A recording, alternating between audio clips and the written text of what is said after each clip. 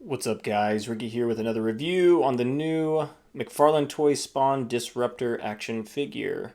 Just received this one today. I also got the Reaper, which you can see right there. It's going to be reviewed in just a little bit.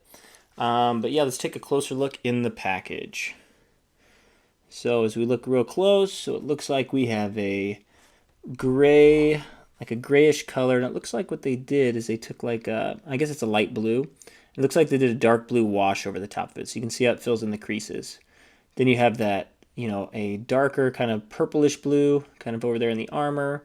Kind of continues down here. This is very glossy, which I'm not a big fan of. You can see it better, I think, in different lighting. So when I get out of the package, I'll show you. And then you have the legs. We have a dark blue. We have a silver here. Looks like they did a wash on it as well. And same thing here, which actually looks like they might. It's very hard to tell. It looks like I don't think they did do a wash on that one. On those, well, no, it does. It looks like it. Okay. Yeah, it's hard to tell with this figure for some reason. But the details look good per usual. Definitely some paint application things we can do to make it or to improve it. And I'll talk through that in a second. Have some cool energy effects here. Some extra fists and a little display base there for him to stand on. So that's the front. You have the side. You have the back with some cool artwork here. So Disruptor, looking good. And then you have the other side with the same artwork on the side there. So let's open this one up and see what we're looking at. Okay, here's Disruptor out of the package, aka Jason Wynn. So let's take a closer look. So this one was pretty tough to pose, just to be real with you. The ankles have kind of these interesting joints, which I'll break down when I do the articulation. But just like I suspected earlier, this is a blue wash over the top. And how you can tell is if you look at the inside of the armor, you can see how it's plain. So you'll see it real quick. See how it's plain on that backside? So you can tell they took a wash and they put it over all the silver bits. Which looks decent. I'll probably still touch it up with the black wash to make it pop a little more. But you can tell they did that throughout. Good textures and details per usual, right? The leather or the jacket looks really nice. I love those textures. I love the energy effects. They're really nice and they're very translucent. But yeah, there's a few things like the glossy bit here I'm not a huge fan of, and just because it looks cheap, it doesn't look like armor at that point. But overall, I think this one looks a little bit better than Reaper, in my opinion, but still can use some touch-ups. So let's get into the articulation, and then I'll do a size comparison, and then we'll kind of break down my final thoughts. So we got the head, moves up about that far. This moves up, okay. Moves down, not super far because he's got a big chin. You got a little bit of head pivot, or head tilt, and the rotation side to side. You got the arms. Oh, don't go up too high. Popped out there, so I'll keep that in the video. Let's see, looks like it's stuck pretty good. So let's try to pop that in real quick.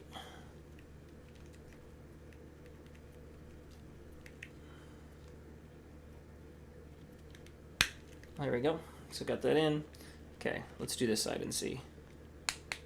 There we go. So you get it to go up almost halfway. I'll try this one again in a little bit. It does have bicep swivel. Do have double jointed elbows, which are nice. You do have wrist articulation, which is good too. There is no ab crunch here, so let's see how far forward it can move. So move forward about that far. So it doesn't really move forward. Can move back a little bit. So there is articulation underneath, and you can kind of see there. Right, so you can kind of see it right in there. So it's articulated, but it's going to make it kind of hard to move. But you can get a little bit of side to side and rotation, of course. Legs go out into the splits, which is pretty cool. That's what the joints look like underneath. You do a little bit of rotation, go up to 90 degrees, and you have ankle articulation. And it's sculpted. The only problem is there's not really a pivot. There's not a good pivot, so that's what makes it really difficult for him to stand. Even though there is a joint for the pivot, but because it's sculpted, makes it really tough to stand. But overall, so not super articulated, but overall you can still get in some decent poses. Cool. Okay, so here is the entire wave, right? So we got the first three quite a bit ago, And then I remember wondering, are they going to make the next two? And sure enough, they did. So I assume maybe there was some type of manufacturing delays or something like that, and that's why they split up the wave. But here they all next to each other. So as you can see, we have Reaper to the left, we have Disruptor to the right. To the far right, we have Medieval Spawn. And to the far left, we have Sin. And in the very back, we have Monolith.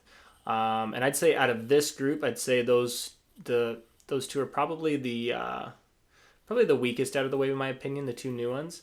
However, even the Medieval Spawn looked a little incomplete, but it's still, overall, the base figure is really, really nice. But yeah, so here, let's take a look at size. So it looks like Reaper stands about 7.5 inches. Disruptor stands also about 7.5 inches tall.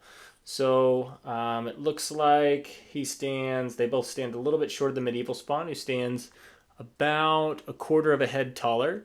Looks like Sin stands exactly the same height. And then Monolith, of course, towers in the back. So like I said, after I customize these ones, it's going to look really good with this wave, because I did customize the Medieval Spawn. You can see, the gauntlet there and the boot and all those things. Did customize that. And I did customize Monolith too. But overall, I think as far as scale goes, it fits in just fine.